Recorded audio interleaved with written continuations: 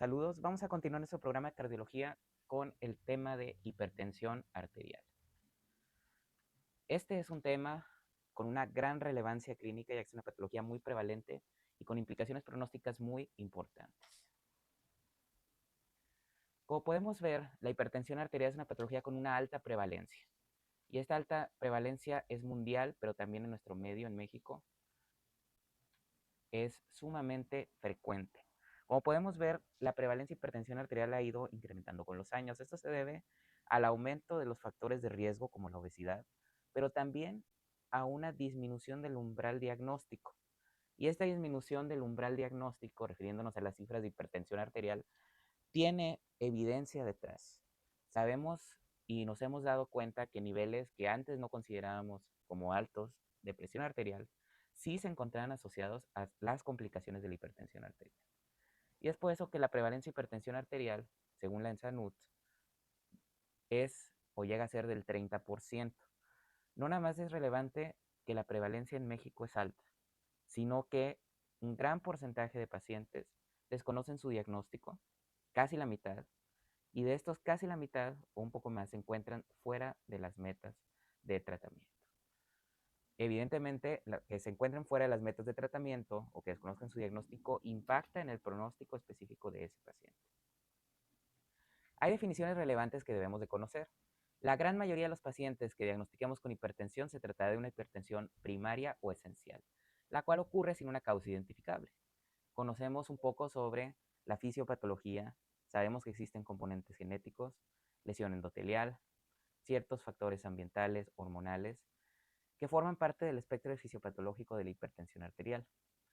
Sin embargo, debemos de distinguir la hipertensión primaria, que corresponde al 90% de los casos, de la hipertensión secundaria. Y la hipertensión secundaria es aquella que ocurre en el contexto de una causa identificable subyacente y corresponde al 10% de los casos. Estas causas secundarias debemos de sospecharlas cuando encontremos datos sugestivos que nos obliguen a realizar un abordaje diagnóstico etiológico. Y esto es muy relevante ya que dichas patologías no solamente causan hipertensión, pueden causar otro tipo de alteraciones orgánicas y son potencialmente curables. Entre ellos se encuentra la apnea obstructiva del sueño, el hiperaldosteronismo, el hipertiroidismo, el hipercortisolismo, la hipertensión renovascular, entre otros. La hipertensión arterial resistente tiene una definición importante y que también requiere un abordaje específico. Esta se refiere a una hipertensión no controlada a pesar de un tratamiento con 3 medicamentos, incluyendo un diurético, o que requiere 4 medicamentos para controlarse. Esto es muy importante ya que la hipertensión resistente requerirá también realizar un abordaje diagnóstico y algunas otras estrategias de tratamiento. En general, un paciente con hipertensión resistente o con sospecha de hipertensión secundaria debería ser referido a consulta de especialidad y esto hay que tenerlo muy en cuenta. Existen múltiples factores de riesgo para el desarrollo de hipertensión. Entre ellos se encuentra la inactividad física, la edad más avanzada, la raza, por ejemplo, los latinos tenemos un riesgo incrementado, la historia familiar de hipertensión y algunos que forman parte del estilo de vida occidental, como la dieta alta en sodio, los altos índices de obesidad en nuestro contexto, tabaquismo, consumo de alcohol, cualquier cantidad de alcohol, la presencia de enfermedad renal de cualquier tipo, diabetes mellitus y el estrés psicológico. Todos estos se encuentran asociados al desarrollo de hipertensión arterial. Como podemos ver, existen múltiples factores que forman parte de la fisiología de la hipertensión arterial. Existen factores genéticos, desde el sexo biológico, polimorfismos, existen ciertas formas monogénicas que son más raras, y hay cambios epigenéticos ya identificados incluso desde la edad fetal, que se asocian con el desarrollo de hipertensión arterial. Sin embargo, esta no es una enfermedad genética, sino que es una enfermedad multifactorial donde también participan factores ambientales. Algunos de ellos son la actividad física, el sedentarismo, la calidad del sueño, patrones dietéticos, la obesidad, el consumo bajo de potasio y alto en sodio, el consumo de alcohol y por supuesto el consumo de drogas. Hay otros que muchas veces no tomamos en cuenta, pero están muy bien definida su asociación con el desarrollo de hipertensión. El estatus geopolítico, el estado socioeconómico, la contaminación y el tipo de clima también tienen una asociación con el desarrollo de hipertensión. A su vez que los factores psicosociales son muy importantes, como el estrés, la deprivación social, el abandono, el poco acceso a la salud, la violencia de género, la discriminación, todos estos han tenido asociación con la presencia de hipertensión. Esto va a llevar a cambios fisiopatológicos relevantes. De los más importantes son los mecanismos renales. Hay una alteración en la sensibilidad de la sal que genera una natriuresis por presión, una activación crónica del sistema renina-angiotensina e incluso isquemia renal que afecta la autorregulación y afecta el umbral de la sal a nivel renal. Tenemos mecanismos neurales como la activación constante del sistema autonómico simpático y la alteración del reflejo vasoreceptor. Todo esto lleva a unos diferentes puntos de corte o umbrales para la activación de estos sistemas compensadores que tiene el organismo. Tenemos mecanismos hormonales. Como ya mencionamos, la activación del sistema renina-angiotensina es uno, pero la activación del sistema endotelina, que es el principal vasoconstrictor del organismo, junto con la angiotensina 2, también se encuentra incrementada, al igual que existe un papel de las hormonas sexuales. Y los mecanismos vasculares son muy importantes. El endurecimiento de las arterias grandes, el remodelado de las arterias pequeñas y la disfunción endotelial. Todos estos factores confluyen en el desarrollo de la hipertensión esencial y son sumamente relevantes. Cuando hablamos del cuadro clínico de la hipertensión arterial, hay que tener en cuenta que la gran mayoría de los casos, por mucho, son asintomáticos. El paciente no va a sentir absolutamente nada. Sin embargo, el paciente debe saber, al igual que nosotros, que el hecho de que sea asintomático no lo exenta de presentar daño a órgano blanco, o también llamado daño orgánico mediado por hipertensión. El daño a órgano blanco representa el pilar del abordaje de la hipertensión arterial. Nosotros tenemos que tener bien en cuenta que lo que queremos evitar en estos pacientes es el daño a órgano blanco. Y el paciente debe de saber que su riesgo de tener una hipertensión arterial no diagnosticada o no tratada es tener dicho daño a órgano blanco. Si ya existe daño a órgano blanco, ahí seguramente podemos llegar a tener síntomas. También podemos llegar a tener síntomas si se presenta una emergencia hipertensiva, que es el contexto agudo con la presencia de daño a órgano blanco. En hipertensión secundaria podemos llegar a tener ciertos datos asociados a la enfermedad subyacente. Y existen muchos síntomas no específicos que se han asociado a la presencia de hipertensión no controlada. A fin de cuentas, estos síntomas es muy complicado poder determinarlos que sean secundarios a esa elevación de presión y realmente tienen múltiples causas, como la cefalea, el mareo, los acúfenos, las palpitaciones, la epistaxis, nerviosismo, fatiga, alteraciones del sueño.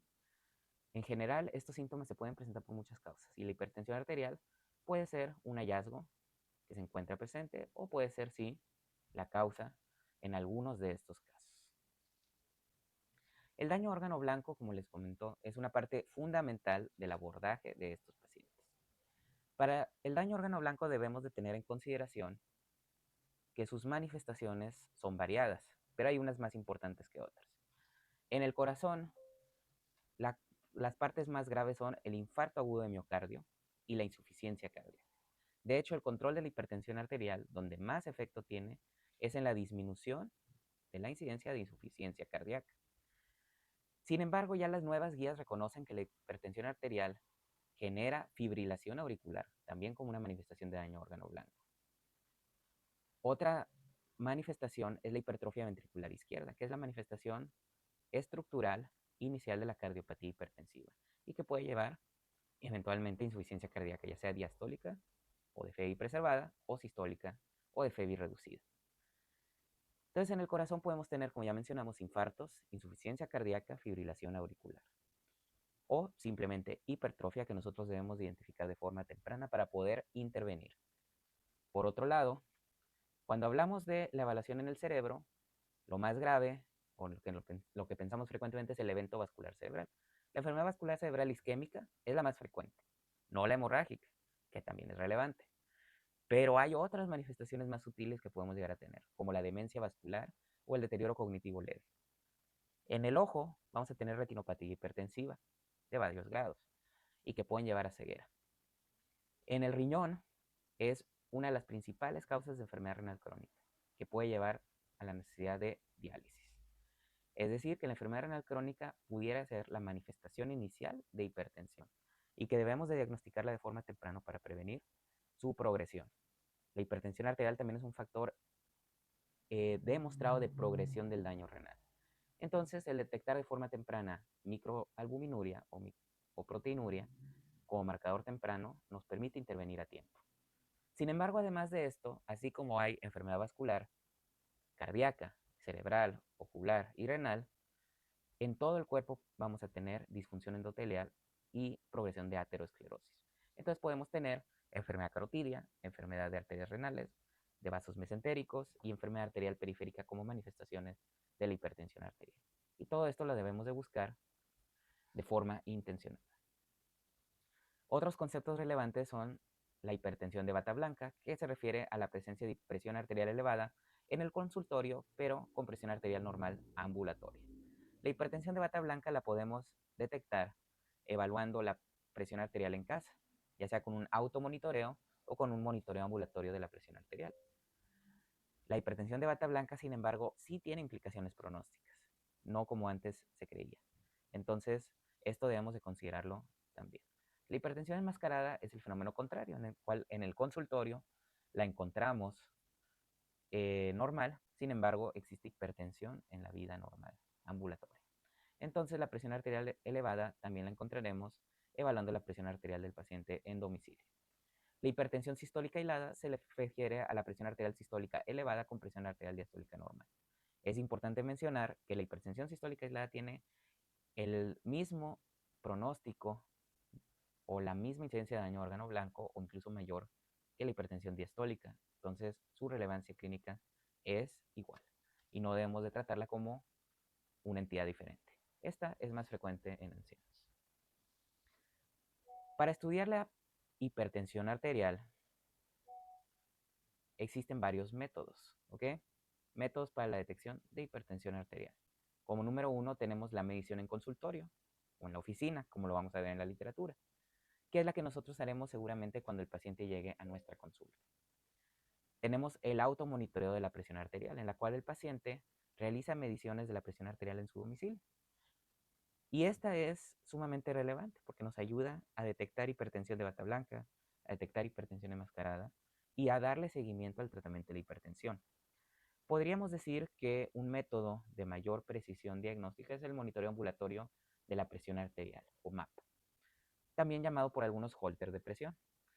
El MAPA consiste en utilizar un dispositivo que nos permite realizar mediciones de la presión arterial de forma automatizada durante 24 horas y tiene puntos de corte específicos, como vamos a ver. Cuando nosotros medimos la presión arterial en consultorio, es muy importante hacerlo de forma correcta. Para esto, el paciente debe encontrarse sentado cómodamente. Muy importante mencionar que debe estar sentado. Y usualmente en nuestro medio utilizamos la medición auscultatoria o palpatoria auscultatoria con esfigmomanómetros dedicados para esto, usualmente aneroides. Sin embargo, se menciona en las guías que podemos utilizar dispositivos electrónicos y sí son confiables siempre y cuando el dispositivo sea un dispositivo validado. Dispositivos validados no son todos y la lista de dispositivos validados la podemos encontrar fácilmente en línea. Es importante que el manguito sea colocado a la altura del corazón, que la espalda del paciente esté relajada y esté recargada en el asiento, que los pies estén en el suelo, que no esté realizando fuerza con los pies ni con las manos, y deberíamos de realizar 3 mediciones, con una separación de 1 a 2 minutos y tomar promedio de las últimas 2 mediciones. Si existe una diferencia mayor de 10 milímetros de mercurio, deberíamos de tomar más mediciones. Y en la primera consulta, al menos, y podemos llegar a repetirlo si hay dudas, debemos de tomar la presión arterial en brazo derecho y en brazo izquierdo. También debemos de evaluar la frecuencia cardíaca. En caso de detectar arritmias o irregularidades en el pulso, no debemos de utilizar dispositivos electrónicos y debemos de realizar la medición auscultatoria. También en la primera visita es importante, sobre todo en pacientes con factores de riesgo como aquellos de edad avanzada, realizar una evaluación de hipotensión ortostática, en la cual se le debe de pedir al paciente que se levante y deberemos tomar una medición con el paciente en posición de sedestación. La medición de la presión arterial en casa la haría el paciente de forma autónoma y para esto nosotros debemos de enseñarle. Lo primero que debe saber es que su dispositivo debe ser un dispositivo de calidad validado. Y estos esfigmomanómetros, como comentaba, los podemos corroborar en línea. El paciente debe tomarse la presión en un cuarto en silencio, después de 5 minutos de descanso y tomando las mismas consideraciones de posición que mencionamos para el método pasado. Deberán obtenerse 2 lecturas con una separación de 1 a 2 minutos y deberían de tomarse lecturas en la mañana y en la tarde, por al menos 3 días e idealmente 7 días. Estas se deben de registrar, muy importante, y estas deben de ser llevadas a la consulta para la evaluación por el clínico. Muy importante que cuando hacemos una evaluación de la presión arterial en casa, usualmente la presión arterial en casa debe de ser al menos 5 milímetros de mercurio menor que la obtenida en consultorio. Por lo tanto, el umbral para el diagnóstico de hipertensión arterial, cuando utilizamos este método, es menor que cuando lo hacemos en consultorio. Para el monitoreo ambulatorio de la presión arterial, evidentemente debemos de utilizar dispositivos validados también, pues son dispositivos especiales. Estos se le colocan al paciente en consultorio y el dispositivo va a estar tomando la presión arterial con un intervalo realizado por el clínico, que usualmente es de 20 minutos en el día y de 30 minutos en la noche, aunque se puede extender. Existen ciertos criterios de confiabilidad. Como viene aquí, al menos 70% de las lecturas deben de ser adecuadas, pues se considera que debe de haber un mínimo de 20 por la mañana y de 7 por la noche. El paciente usualmente realiza un diario de sus actividades y todo esto lo tomamos en cuenta para su evaluación. Entonces, para el diagnóstico de hipertensión arterial, vamos a ver que las guías de práctica clínica internacionales en la actualidad mencionan y tienen discrepancia en los puntos de corte. Vamos a ver que a pesar de discrepar en los puntos de corte, todos tienen un mismo fundamento. Y el fundamento es que con presiones arteriales arriba ya de 120 y arriba ya de 80, empezamos a tener daño órgano blanco. El daño órgano blanco ocurre de formas mucho más tempranas y con niveles de presión arterial más bajos de lo que nosotros considerábamos hace algunos años. Y es por esto que los puntos de corte se han ido ajustando. Vamos a ver que a pesar de que la terminología varía entre las guías europeas y las americanas, el fundamento sigue siendo el mismo en la sección de tratamiento, que es disminuir el riesgo cardiovascular de acuerdo al paciente. Para las guías europeas y las guías mexicanas, que usualmente se apegan a las recomendaciones europeas, el punto de corte para el diagnóstico de hipertensión arterial en consulta con mediciones en la oficina es de 140/90. Como ya mencionamos, estas se deben de corroborar. Cuando realizamos un automonitoreo del paciente en domicilio es de 135/85, como habíamos mencionado.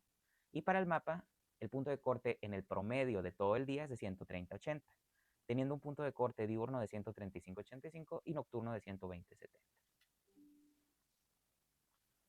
Como podemos ver, la guía mexicana última todavía utiliza esta clasificación. Es muy probable que con el paso de los años, estas cuestiones de clasificación también se vayan a actualizar en las guías mexicanas, ya que las guías europeas ya no contemplan la hipertensión estadio 3 arriba de 180 o estadio 2 arriba de 160. Estas clasificaciones ya no son relevantes, porque sabemos que arriba de 140/90 ya tenemos un daño a órgano blanco significativo. Y lo único que hacemos es retrasar intervenciones que sabemos que reducen su riesgo cardiovascular.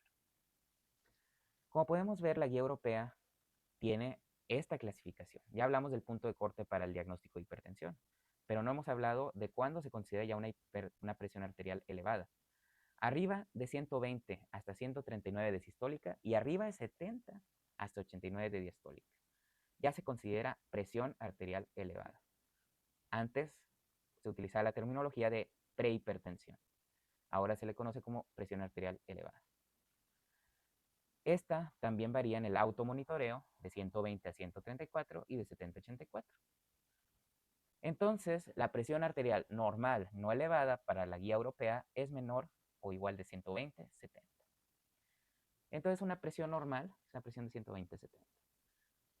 La presión arterial elevada requiere un abordaje de estratificación de riesgo cardiovascular, de tal forma que los pacientes con un riesgo cardiovascular elevado son candidatos a recibir tratamiento farmacológico, como vamos a ver en la clase de tratamiento de la hipertensión. Para la guía americana vamos a ver que el criterio diagnóstico es diferente. Para la guía americana, todo paciente que tenga más de 130/80 ya debe de ser catalogado como hipertensión, y es por esto que la prevalencia de hipertensión arterial ha incrementado. Una, porque se utilizan más métodos de detección, y dos, porque el umbral diagnóstico es más bajo, pero el fundamento es el mismo. Es decir, aunque en la guía europea no tengas un diagnóstico estricto de hipertensión, tú ya eres candidato a tratamiento si tu riesgo cardiovascular es alto. Para los americanos, a ti ya te puede llamar como un paciente con hipertensión, pero no necesariamente requieres tratamiento si tu presión es menor de 140, al menos que tu riesgo cardiovascular esté alto, como lo vamos a ver en la clase de tratamiento. En el automonitoreo utilizamos el mismo punto de corte, 130/80. Y para el mapa vamos a ver que los puntos de corte son más bajos. Estos puntos de corte son un promedio arriba de 125/75, promedio diurno de 130/80 y nocturno de 110/65. En México, como ya mencionamos, seguimos utilizando los puntos de corte mencionados en la guía europea.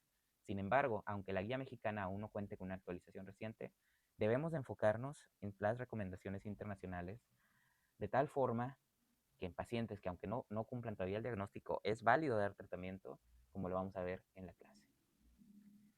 Para la guía americana, de 130/139 y de 80/89, no le llamamos presión arterial elevada, ya le llamamos hipertensión. Y arriba de 140/90 ya se le llama hipertensión estadio 2. Entonces, para la hipertensión estadio 1 podemos utilizar medidas en el estilo de vida de primera instancia, es válido, pero la hipertensión estadio 2 debe iniciar siempre con tratamiento farmacológico. La presión arterial elevada para la guía americana es de 120/129 de sistólica, y la presión arterial normal es menos de 120/80. Como podemos ver, existe variabilidad en los puntos de corte, tanto en la presión sistólica como en la diastólica, para las guías europeas y americanas. A fin de cuentas, cuando veamos la clase de tratamiento, vamos a ver que una parte fundamental de la evaluación de estos pacientes es determinar su riesgo cardiovascular. Ese riesgo cardiovascular nos va a dictar si el paciente requiere o no tratamiento. El tamizaje de estos pacientes es relevante, pero como vamos a ver al paciente con presión arterial elevada, debemos de enfocarnos mucho en detectar condiciones que eleven su riesgo cardiovascular. Y para esto tenemos recomendado utilizar escalas de estratificación de riesgo, puntajes. Las guías europeas recomiendan el SCORE-2, que es una herramienta validada en Europa. El abordaje paraclínico del paciente con hipertensión arterial es sumamente relevante. Entonces, es muy importante que sepan que al paciente no basta con diagnosticarlo, no basta con darle un antihipertensivo, sino que hay que hacer una evaluación global. Y para esto hay ciertos estudios complementarios. Las guías mexicanas recomiendan realizar los siguientes laboratorios generales, que son en general un perfil bioquímico completo que ya nos incluiría la glucosa, el colesterol, el LDL y HDL y triglicéridos, el ácido úrico, los electrolitos séricos, la creatinina y la urea y el BUN, la hemoglobina, y también un examen general de orina. Pero aparte de esto, deberíamos de solicitar microalbuminuria, ya sea en muestra única o en 24 horas. En muestra única se debe de realizar con determinación de creatinina y de proteínas de muestra única. La toma de un electrocardiograma es obligatoria, la toma de una radiografía de tórax y la evaluación de un fondo de ojo. Hay ciertos estudios especiales que debemos de considerar, sobre todo cuando sospechamos alguna patología específica, y a esto nos referimos con daño a órgano blanco o una causa secundaria. Por ejemplo, si el paciente tiene datos de hipertrofia ventricular izquierda o datos clínicos sugestivos de insuficiencia cardíaca o cardiopatía isquémica, habrá que realizar estudios complementarios, y para esto estaría recomendado referirlo a consulta de especialidad. Si tenemos datos de hipertiroidismo, si tenemos datos de alguna patología que genere hipertensión secundaria, y por supuesto la detección de otras enfermedades relevantes. ¿Cuándo sospechar una causa secundaria de hipertensión? Hay criterios muy específicos, muy bien dictaminados para sospechar la hipertensión secundaria. Una es que tengamos hipertensión resistente. Todo paciente con hipertensión resistente que cumpla la definición que comentamos al principio debería ser evaluado para hipertensión secundaria. Pacientes con daño a órgano blanco muy desproporcionado con respecto al tiempo de diagnóstico y niveles de presión arterial. pacientes que se presentan con una hipertensión grave o emergencia hipertensiva, personas que inician de forma muy abrupta con hipertensión grave, inicio de edad temprana, descontrol hipertensivo no explicado en un paciente que ya estaba muy bien controlado previamente, o la presencia de hipocalemia significativa o no provocada. Dentro de estos casos de hipertensión secundaria, una de las más frecuentes es diagnóstico a edad temprana. Un paciente menor de 30 años no tiene por qué tener hipertensión arterial y debe de ser evaluado para causas secundarias. Hay que referirlo a consulta de especialidad. Y la presencia de hipertensión resistente también es un criterio para evaluar hipertensión secundaria. Estas son las causas de hipertensión secundaria más relevantes, aunque no son las únicas. La más frecuente que sabemos que existe en la actualidad es la apnea obstructiva del sueño, una prevalencia alta, incluso mayor del 30% en algunas series, y es muy importante al paciente hipertenso, sobre todo si tiene obesidad, evaluar si existen ronquidos, somnolencia diurna, cefalea matutina, irritabilidad. Existen ciertos scores como el de Stop Bank que nos permiten estimar la probabilidad de SAOS, y este SAOS, apnea del sueño, debería ser evaluada con al menos una poligrafía respiratoria ambulatoria, aunque en algunos casos se requerirá de una polisomnografía. Hay que solicitar dicho estudio si nosotros detectamos que existe una probabilidad intermedia o alta de apnea obstructiva del sueño. Otras causas relevantes son la hipertensión renal, que se divide, o podríamos dividirla en dos. Una es la enfermedad renal parenquimatosa o la enfermedad renal crónica. Es por esto que es muy importante evaluar la función renal. Y otra causa importante es la estenosis de la arteria renal, que esta no la vamos a detectar al menos que hagamos un estudio de imagen de las arterias renales. En casos muy raros o avanzados podemos llegar a tener un soplo de las arterias renales. Causas endocrinológicas son importantes y tienen un protocolo de estudio muy específico, que verán seguramente en sus clases de endocrinología. Debemos de sospecharlas porque si no las buscamos, no las vamos a poder diagnosticar. Entre ellas se encuentran el hiperaldosteronismo primario, que es por mucho la causa endocrinológica más frecuente de hipertensión secundaria. Otras son el hipertiroidismo, el síndrome de Cushing y el feocromocitoma. Este último representa el 1% de los casos de hipertensión. La coartación de la aorta es una patología muy relevante y esta la vamos a poder llegar a encontrar en algunos pacientes desde niños, pero en algunos pacientes no se detecta hasta la edad adulta. Una forma muy importante de detectar coartación aórtica es el diferencial de presión entre extremidades, entre brazo derecho y brazo izquierdo, o entre extremidades superiores e inferiores. Muy importante, por lo tanto, que en la primera visita se evalúen al menos ambos brazos y de preferencia realizar también medición en las extremidades inferiores. Para poder evaluar precisamente al paciente con hipertensión debemos de estimar el riesgo cardiovascular en todos los pacientes. Es decir, que la consulta de hipertensión arterial no solo es diagnosticar, sino que hay que evaluar daño órgano blanco y estimar el riesgo cardiovascular. ¿Por qué? Porque nosotros debemos tener en nuestra mente que el objetivo de este paciente es disminuir su riesgo, disminuir su daño órgano blanco. Para la estimación del riesgo cardiovascular, la guía europea recomienda una herramienta que se llama SCORE-2. Y hay un SCORE-2 especial para personas de edad avanzada, que es el OP, y para personas que viven con diabetes, que es el SCORE-2 diabetes. Sin embargo, en nuestro medio probablemente utilizaríamos más la herramienta llamada PREVENT. Esta se describió recientemente y fue integrada a las guías de este año. Y la herramienta PREVENT utilizó una población de millones con una amplia variedad étnica y que sí es muy probable que es aplicable a nuestra población. La última guía mexicana no especificaba herramientas, a que hubo algunos años donde se documentaba la existencia de una herramienta que se llama GloboRisk y que también la podemos utilizar. Sin embargo, en la actualidad, probablemente valga la pena utilizar la herramienta Prevent para nuestro medio. Este riesgo cardiovascular que nosotros calculemos, tanto con el SCORE-2 o la herramienta Prevent, nos va a guiar para dar tratamiento temprano a los pacientes, sobre todo aquellos que no cumplen los criterios de hipertensión arterial. Finalmente, aquí les dejo la imagen de la primera persona, Stephen Hales, que midió la presión arterial utilizando un tubo de vidrio insertado en la arteria de un caballo, y que esto sentó las bases para comprender la hipertensión. La relación entre la hipertensión y todas estas patologías no se detectó hasta después. Para la siguiente clase continuaremos hablando sobre el tratamiento de la hipertensión arterial y su implicación clínica y pronóstica.